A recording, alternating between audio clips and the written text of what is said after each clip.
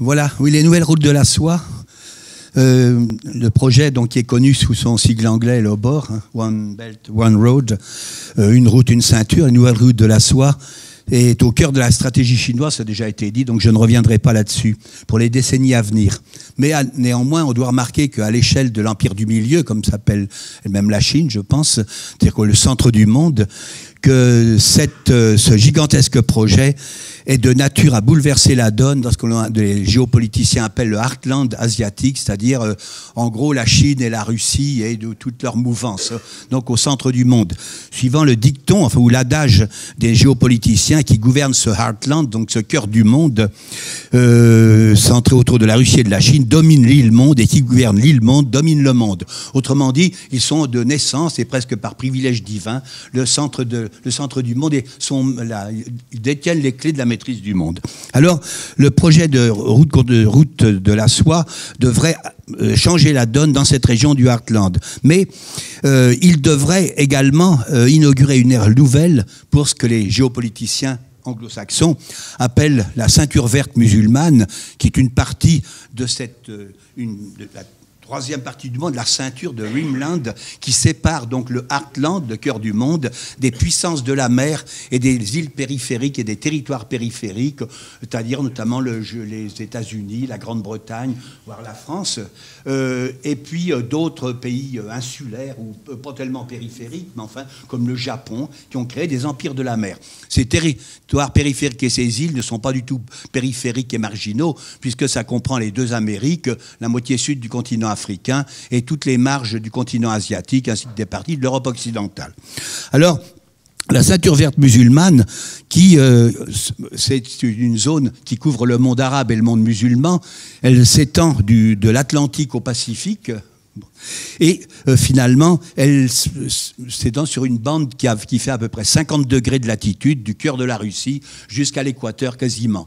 C'est ce que finalement on appelle, des fois plus brièvement, le monde arabo-musulman, ce que George Bush appelait le Grand Moyen-Orient, qui était un extrêmement grand Moyen-Orient, mais enfin, comme je dis, c'est une zone qui a été extensible, disons, au gré des pulsions hégémoniques américaines.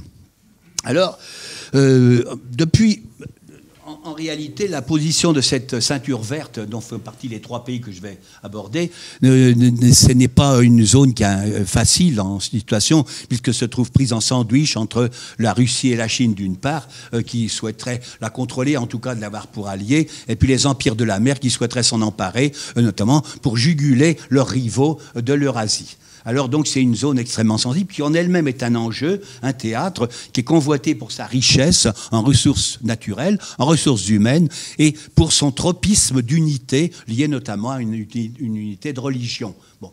Alors, et donc il faut empêcher cette unité, et donc on conçoit que les deux blocs, l'ancien bloc communiste, au fond correspondait au Heartland, et les empires de la mer, ça correspond jadis aux deux empires coloniaux français et britanniques, et puis l'Amérique, et puis le Japon, de façon temporaire, entre les deux guerres mondiales, ont été ces empires de la mer. Alors, au fond, depuis qu'à la fin de la guerre froide, les néoconservateurs ont investi à visage découvert l'état profond en Amérique et en Occident, on en a parlé un petit peu, mais enfin moi j'ai coutume souvent d'en parler beaucoup. Cette Muslim Green Belt, la ceinture verte musulmane, comme on l'appelle, est considérée à la fois par les États-Unis comme une zone, disait George Bush, une terre de mission en quelque sorte à démocratiser, ce qui dans le langage américain et néoconservateur signifie à détruire, à dominer, à diviser, à couper en petits morceaux. Bon, c'est une terre à démocratiser. Et à atomiser en entités ethniques et confessionnelles. Et, au fond, à contrôler, en tout cas, afin de contrôler mieux la Russie et la Chine. Pour celle-ci, pour la Russie et pour la Chine, eh bien, c'est une zone, une espèce de glacis, qu'il s'agit également, non seulement pas forcément de contrôler, mais éventuellement, pourquoi pas, et puis ensuite, surtout, de s'en faire une zone qui soit amie et qui ne soit pas hostile, afin de protéger, évidemment, contre les assauts des empires de la mer. Alors, c'est les concepts qui sont développés, je n'interviendrai pas par les géopoliticiens, je n'insisterai pas. Alors, pour la Chine, en réalité, qui ne cache pas ses ambitions stratégiques. C'est un très très grand pays. Ça a été longtemps la première puissance mondiale. L'expansion économique, en fait, dans une zone qui est vaste et riche, où elle a de vieilles traditions, de route de la soie précisément, est essentielle. D'autant plus que cette zone englobe des États extrêmement différents, comme ceux d'Asie centrale, qui ont fait jadis partie de l'Union soviétique, qui sont musulmans, l'Azerbaïdjan, le Kazakhstan, mais aussi la Turquie, l'Iran, qui sont des véritables pivots géographiques qui permettent à la fois d'avoir accès à des régions clés comme le croissant fertile ou le golfe Persique et de limiter cet accès à la concurrence. Pour la Chine, je ne vais pas revenir, je vais seulement rappeler brièvement pour le fixer le dossier. Outre ses objectifs économiques, offrir des débouchés à sa surcapacité industrielle, et des objectifs politiques, réaménager le territoire de la Chine et atténuer ses disparités, la route de la soie, la nouvelle route de la soie, intègre donc une ambition géopolitique pour le XXIe siècle. Il s'agit notamment pour Pékin, pas uniquement pour ça, mais aussi d'assurer son approvisionnement en matières premières, notamment énergétiques, et d'affirmer une influence économique sur les 64 pays traversés de l'Eurasie au continent africain par un projet qui est fédérateur, et constructeur. Une ceinture, une route est fondée sur une logique constructive de coopération qui est tout à fait l'inverse de la logique de destruction et de démolition qui était la logique de George Bush. Alors, qui a été adopté, qui avait été l'approche américaine qui avait été adoptée depuis la fin de la guerre froide, depuis 1990 notamment. Alors avec ce gigantisme qui caractérise la Chine, c'est-à-dire, bon, c'est, disons, 1 milliard, pas loin d'1,5 milliard d'habitants, c'est le pays le plus peuplé de la planète, le deuxième pays le plus vaste de la planète. Ensuite, c'est un pays qui est devenu très riche, qui est la première puissance économique mondiale depuis quelques années. Bon, le projet au bord, évidemment, est un projet gigantesque, qui est chinois, d'aspiration chinoise, mais qui est un projet vraiment fédérateur et constructeur. Il touche à peu près 4,4 milliards d'habitants, c'est-à-dire pas loin des 2/3 de la population mondiale, comporte, je caricature peut-être, 900 projets, des financements de 900 milliards de dollars prévus, ou déjà prévus, ou qui le seront à l'avenir, et soit 4 fois le plan Marshall, qui était le plan de reconstruction américain de l'Europe occidentale. Par son envergure, donc il peut séduire les 16 pays d'Afrique du Nord et du Moyen-Orient, c'est-à-dire de la zone arabo-musulmane, qui m'intéresseront plus spécialement. Alors, en fait, ce projet, il aboutit aussi à provoquer la résurrection des anciennes routes de la soie qui existaient dans l'Antiquité et dont les pays tels que l'Iran, la Syrie, l'Irak, enfin tous ces pays, le Liban, tous ces pays de cette zone, la Turquie, l'Iran, faisaient partie prenante de cette ancienne route de la soie qui avait dépéri, qu'il s'agit donc de faire ressurgir, de provoquer sa résurrection. S'agissant en fait, de la puissance rivale, c'est une réflexion personnelle, personne ne l'a dit, personne ne voudra y voir une mauvaise intention dans mon langage, mais s'agissant de la puissance rivale, c'est-à-dire de la Chine, qui constitue à terme une menace globale de compétition pour l'Amérique, bien évidemment, pour l'hégémonie américaine, différemment, mais peut-être bien plus encore que la Russie, eh bien, la mise en parallèle des nouvelles routes de la soie, pour moi, doit être mise en parallèle avec le projet de Grand Moyen-Orient de George Bush. Non pas dans le même esprit, mais du moins dans son extension. En quelque sorte, je dirais que les routes de la soie, c'est la riposte pacifique de la Chine à l'entreprise agressive de démolition et de destruction du Grand Moyen-Orient de George Bush. Alors, dans le Grand Moyen-Orient de George Bush, le monde arabo-musulman est donc un monde à détruire, à contrôler, à saucissonner et à découper en rondelles et à détricoter. Et on connaît les malheurs qu'a entraîné cette saga tragique entreprise par les néoconservateurs. Et par contre, donc, c'est une coopération perdante-perdante en quelque sorte, une opération perdante-perdante. Alors que... Ah, pardon. Ah, merci. Alors que pour la Chine propose une coopération gagnante-gagnante. Enfin, quand je compare, je n'assimile pas. Pour moi, c'est exactement deux projets qui ont une conception opposée. L'une destructrice et l'autre très constructive. Les trois pays concernés par la présente présentation, je vais aller très rapidement, c'est l'Iran, la Syrie et le Liban. Ils sont évidemment intéressés par la réouverture de l'un des 3 corridors terrestres majeurs, celui qui relie la Chine, l'Asie centrale et l'Asie occidentale, c'est-à-dire le Moyen-Orient, et puis la revivification des routes maritimes de la soie qui sillonnent l'océan Indien, le golfe Persique, la mer Rouge, le canal de Suez et la Méditerranée. Il y a 2 routes terrestres, une route ferroviaire et une route routière en quelque sorte, et puis une route maritime. En gros, mais en fait, comme c'est tout un sillon, un réseau de routes, c'est pour caricaturer un peu ces itinéraires. Alors, on note que la Syrie, qui est au cœur de l'actualité actuellement, elle aura une place spéciale dans le projet au bord. C'est pas moi qui le dis, mais enfin, ça a été dit parce que, y compris pour Pékin. Pékin, donc la Chine, s'est impliquée, comme vous le savez, dans le règlement de la guerre en Syrie depuis octobre 2011, en opposant avec la Chine, son allié stratégique, un double veto au Conseil de sécurité qui a empêché toute action du genre de l'opération libyenne, c'est-à-dire une opération sous prétexte de la responsabilité de protéger, qui en fait constitue de changer le régime et de dépecer un pays. Bon, je pense que la Chine et la Russie ont empêché ceci, et Pékin s'est impliqué dès 2011. Il s'est moins impliqué militairement en Syrie que la Russie, mais il s'est impliqué politiquement et diplomatiquement très très fort, avec notamment une présence militaire qui s'accroît, notamment une présence maritime dans les côtes au large dans la Méditerranée. Alors, en réalité, le projet Les routes de la soie prévoit notamment, je crois savoir, enfin du moins c'est un des projets, prévoit de reconstruire la Syrie dévastée sur des bases nouvelles qui respecteraient sa liberté et qui, hors de toute menace et toute ingérence étrangère. Il vise à lui assurer un environnement plus stable, l'Asie du Sud-Ouest étant structurée autour de 2 corridors avec des rôles majeurs, notamment pour l'Iran, l'Irak, la Syrie et le Liban. Alors, qu'il s'agisse, je pour sauter de page, non ça va. Qu'il s'agisse du corridor ferroviaire, un axe, je crois, dont la construction a été entreprise en 2011, et l'axe autoroutier qui va de Urumqi, qui se trouve, je crois, au Xinjiang, qu'on appelait jadis le Turkestan chinois, jusqu'au Proche-Orient, ou bien le corridor maritime qui débouche sur la Méditerranée par Suez. Alors on dit que sur la Syrie, proprement dite, il y aurait 30 milliards de dollars qui seraient d'ores et déjà programmés, dont 2 milliards pour le seul parc industriel qui devrait être construit en collaboration entre la Chine et la Syrie pour 150 entreprises chinoises. On se rappellera peut-être, ou on ne se rappellera pas, qu'avant la guerre de 2011, qui a commencé en 2011, du moins sous sa phase ouverte, la Chine avait investi des dizaines de milliards de dollars dans l'industrie pétrolière et gazière, notamment dans la région d'Deir ez-Zor, qui est le lieu d'une confrontation armée aiguë actuellement, puisque c'est une des régions pétrolières de Syrie.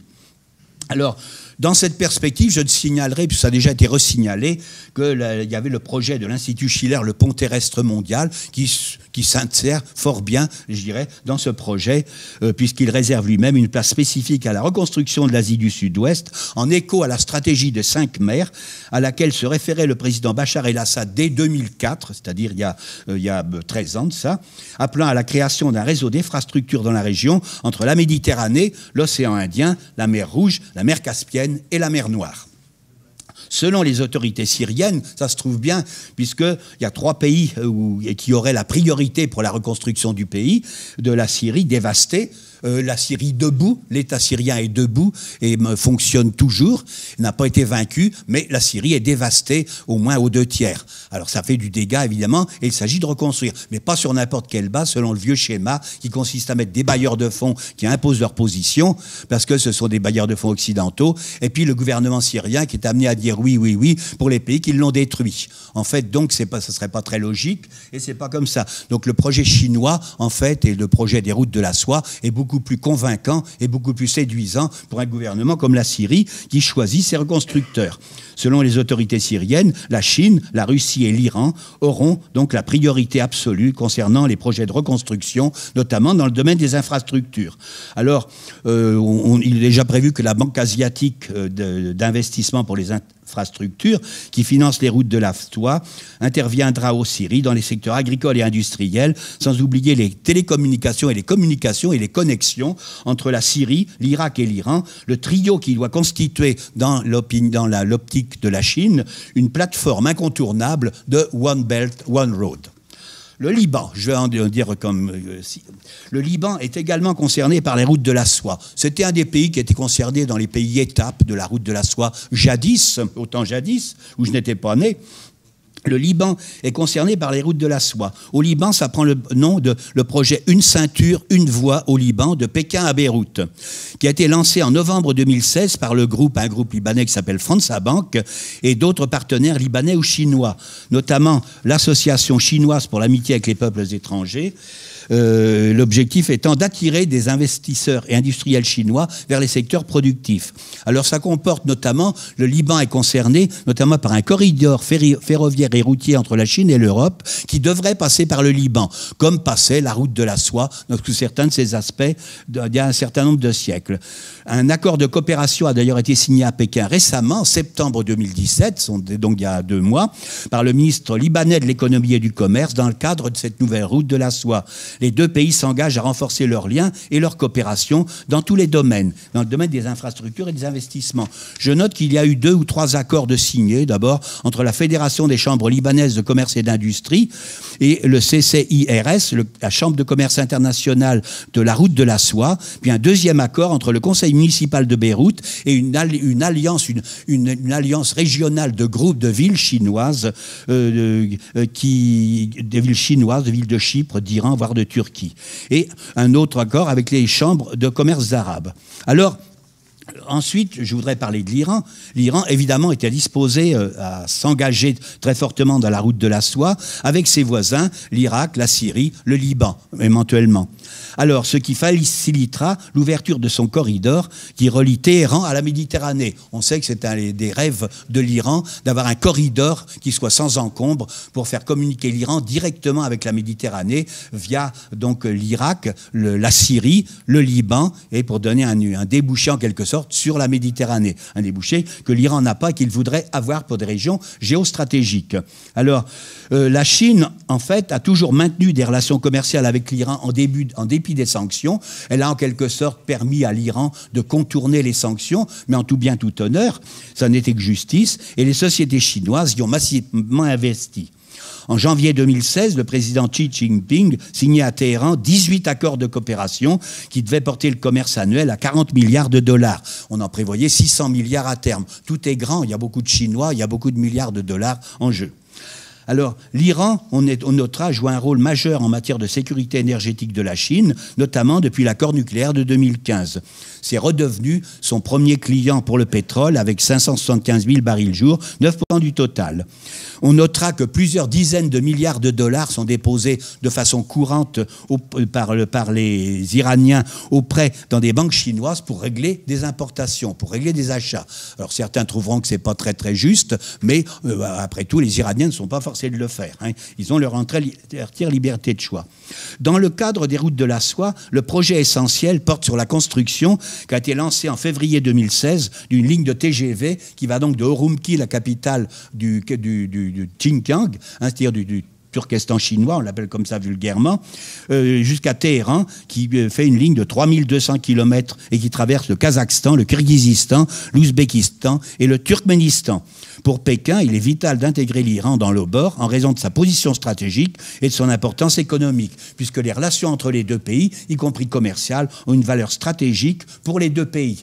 Pour la Chine, du point de vue commercial, pour l'Iran, c'est d'avoir aussi un protecteur, en quelque sorte, membre permanent du Conseil de sécurité, ce qui peut lui rendre certains services. Ensuite, je dirais que l'Iran est candidat à l'entrée dans l'Organisation de coopération de Shanghai, dont les 2 piliers sont la Chine et la Russie, et donc c'est qui devrait devenir membre de plein droit une de ces années prochaines. OBOR, je conclurai par là, qui intègre donc dans un vaste ensemble de coopération économique gagnant-gagnant une bonne partie du Grand Moyen-Orient, notamment la Syrie et ses voisins, l'Iran, le Liban, mais aussi l'Irak, qui semble se réveiller de son endormissement post-américain, ainsi que ses alliés, la Russie, la Chine, répond aux attentes d'une Syrie invaincue, mais en partie détruite, d'un Liban qui est assailli de toutes parts, quand même la partie n'est pas facile pour le Liban dans cette zone troublée, et de l'Iran qui est menacé quand même par l'Amérique de M. Trump, très nettement. Ça semble être une des bêtes noires, Dieu sait pourquoi, je ne sais pas si le président Trump sait pourquoi, mais c'est comme ça. Alors, le projet, en tout cas, est de nature à bousculer les déséquilibres régionaux, plus que les équilibres, à réorienter les échanges et à briser surtout, ce qui est très important pour la région, la logique d'un nord dominant et un sud dominé. Disons, la relation dans le cadre des routes de la soie ne serait pas du tout ce type-là. Il garderait toute la liberté de choix, la liberté de destin, il n'introduirait pas de pression incongrue sur les États participants, et c'est un projet gagnant-gagnant. S'adressant à 3 États qui sont stratégiquement liés, je dirais même 4, j'ai pas ajouté l'Irak parce qu'on ne sait pas trop quel est son destin à venir, mais enfin, entre l'Iran, la Syrie et le Liban, c'est manifestement, mais on pourrait dire la même chose de l'Irak, ce sont 3 ou 4 États qui sont stratégiquement liés par les crises du Moyen-Orient, notamment par cette guerre universelle qui a lieu en Syrie, et dont la Syrie est à la fois le théâtre en même temps qu'un enjeu majeur, et l'épicentre. C'est l'épicentre des conflits du Moyen-Orient actuellement, et depuis quelques années, pour des raisons que je n'évoquerai pas ici, mais c'est comme ça. Alors, Obor propose un autre avenir que la démocratisation bombardière et la guerre antiterroriste hypocrite qu'imposait l'Empire atlantique. Certes, la nouvelle route de la soie, diront les esprits chagrins, c'est un projet chinois, ben pourquoi pas, conçu, financé, mis en œuvre sous l'Égypte de la Chine, certes, mais il est pensé comme un instrument d'influence et non comme une œuvre de bienfaisance, c'est certain. Bon, aucun État n'a que des amis, il peut avoir aussi des intérêts, c'est pas interdit, notamment quand on est un grand pays. Mais il offre aux 3 pays concernés, ou aux 4, disons, de solides perspectives de stabilité, de coopération respectueuse du droit international et une certaine assurance contre l'extrémisme islamiste. Je pense que ça sera plus difficile pour des Daesh, soutenus par l'Occident quand même, et par ses alliés, que ça sera plus difficile de se mouvoir quelque part entre l'Irak, l'Iran, ou bien pour, disons, y compris des mouvements séparatistes, de se promener dans ce vaste espace pour essayer d'y créer des États. Bon, je crois que c'est une certaine assurance contre l'extrémisme et la menace terroriste. Autrement dit, comme c'était le texte de l'intervention qui m'avait été proposé, les routes de la soie, ça reconstruit bien l'avenir de ces 3 pays. Et ça sera ma conclusion. Voilà. Merci bien.